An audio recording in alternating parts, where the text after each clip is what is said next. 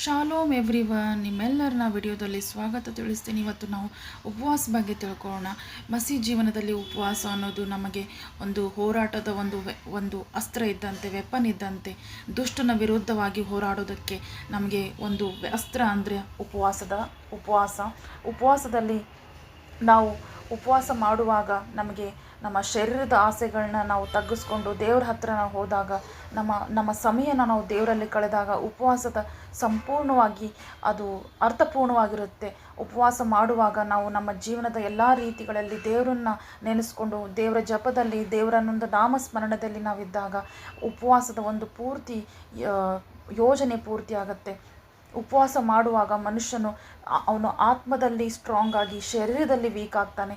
ಯಾವಾಗ ಅವನು ಆತ್ಮದಲ್ಲಿ ಹೆಚ್ಚಾಗ್ತಾನೋ, ಶರೀರನ ತಾನು ಕಡಿಮೆ ಮಾಡ್ತಾನೋ, ಶರೀರ ಆಸೆಗಳನ್ನ ಎಲ್ಲವನ್ನು ಬಿಟ್ಟು ದೇವರನ್ನು ನೋಡ್ತಾನೋ, ಆಗ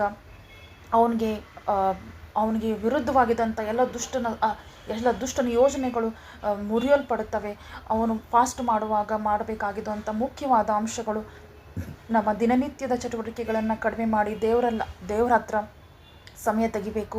ನಮ್ಮ ಮೊಬೈಲಿಂದ ನಾವು ದೂರವಾಗಿರಬೇಕು. ಸೋಷಲ್ ಆ್ಯಕ್ಟಿವಿಟೀನ ನಾವು ಮಾಡೋಕ್ಕೆ ಹೋಗಬಾರ್ದು.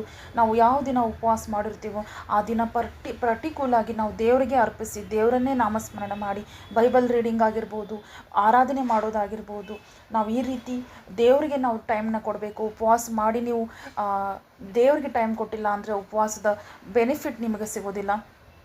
ನಾವು ಉಪವಾಸ ಮಾಡಿದಾಗ ಅಷ್ಟೇ ಇಂಪಾರ್ಟೆಂಟು ದೇವರಿಗೆ ಪ್ರಾರ್ಥನೆ ಮಾಡೋದು.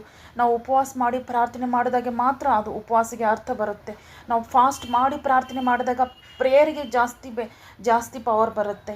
ನಾವು ಪ್ರಾರ್ಥನೆಯಲ್ಲಿ ವರ್ಕ್ಶಿಪ್ ಮಾಡಿದಾಗ, ಆರಾಧನೆ ಮಾಡಿದಾಗ, ಸಾಂಗ್ಸ್ ಹೇಳಿ ದೇವ್ರನ್ನ ಆರಾಧಿಸಿದಾಗ ನಮ್ಮ ಬಂಧನಗಳು ಒಡೆಯಲ್ಪಡ್ತವೆ, ನಮ್ಮ ಪ್ರಾಬ್ಲಮ್ಸ್ಗಳು ದೇವ್ರು ಬಿಟ್ಟು ಹೋಗ್ತವೆ. ನಾವು ಬೈಬಲ್ನಿಂದ ನೋಡೋದಾದರೆ ಯೇಸು ಅವರು ತಮ್ಮ ಜೀವನದ ಉದ್ದೇಶನ ಪೂರ್ತಿ ಮಾಡೋದಕ್ಕಿಂತ ಮುಂಚೆ, ತಮ್ಮ ದೇವರ ಸೇವೆ ಮಾಡೋದಕ್ಕಿಂತ ಮುಂಚೆ 40 ದಿನ ಫಾಸ್ಟಿಂಗ್ ಮಾಡಿ ಜಂಗಲ್ನಲ್ಲಿ ಹೋಗ್ಬಿಡ್ತಾರೆ.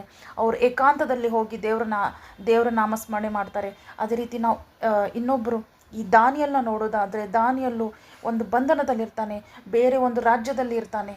ತಮ್ಮ ದೇವರನ್ನೇ ತಿಳಿದಿರುವಂಥ ಒಬ್ಬ ರಾಜನ ಕೆಳಗಡೆ ಮಂತ್ರಿಯಾಗಿರ್ತಾನೆ. ಆ ರಾಜನು ನೀನು ದೇವರ ಪ್ರಾರ್ಥನೆ ಮಾಡೋ ಹಾಗಿಲ್ಲ ಅಂತ ಆಜ್ಞೆಗಳನ್ನ ಕೊಟ್ಟಾಗ ದಾವೀದನು ಅದನ್ನೆಲ್ಲವನ್ನು ಬಿಟ್ಟು ತನ್ನ ದೇವರನ್ನು ಆರಿಸ್ಕೊಂಡು ರಾಜನ ಆಜ್ಞೆನೂ ಮುರಿದು ತನ್ನನ್ನು ಸಾಯುವಂಥ ಪರಿಸ್ಥಿತಿಯಲ್ಲಿದ್ದರೂ ದೇವರನ್ನು ಆರಾಧಿಸ್ತಾನೆ, ಉಪವಾಸ ಮಾಡ್ತಾನೆ. ಅದೇ ರೀತಿ ದಾನಿಯಲ್ನು ಗೆದ್ದು ಇಸ್ರೇಲ್ ಅವ್ರನ್ನೂ ಬಿಡುಗಡೆ ಮಾಡ್ತಾನೆ. ಉಪವಾಸದ ಪಾವರ್ ಏನು ಅಂತ ನಮ್ಗೆ ಗೊತ್ತಾಗುತ್ತೆ.